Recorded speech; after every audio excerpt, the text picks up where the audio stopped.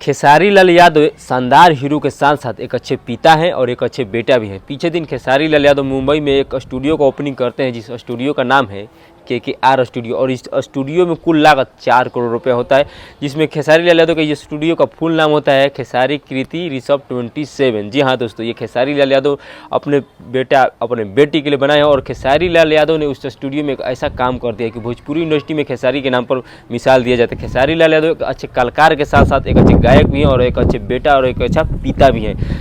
जैसे में खेसारी लाल यादव अपने पिताजी अपने माताजी को ऐसा रिस्पेक्ट करते हैं कि भोजपुरी इंडस्ट्री वालों को आँख खुला खेसारी लाल यादव अपने पिताजी का मान सम्मान ऐसे किए हैं जैसे भोजपुरी इंडस्ट्री में लगता है कि वैसा कोई नहीं करता हुआ। खेसारी लाल यादव ने माताजी पिताजी को इतना सम्मान करें, पैर धो रहे हैं। ये भोजपुरी इंडस्ट्री वालों को सीखना चाहिए खेसारी लाल यादव से। सिर्फ खेसारी पर ब्लेम लगा देते हैं कि खेसारी लाल यादव कुछ नहीं करते, ये नहीं करते। स्टूडियो ओपनिंग किया, स्टूडियो ओपनिंग करने के साथ साथ हिंदू धर्म में एक रीति रिवाज होता है कि ऐसे पूजा पाठ होगा, और खेसारी लाल यादव ने अपने माताजी अपने पिताजी का पैर धोकर इतना सम्मान दिया कि सारे भोजपुरी इंडस्ट्री में खेसारी का गुणगान हो रहा है। और वाह खेसारी वाह, यही चर्चा चल रहा है कि खेसारी लाल यादव जैसा कोई नहीं बन सकता भोजपुरी इंडस्ट्री में।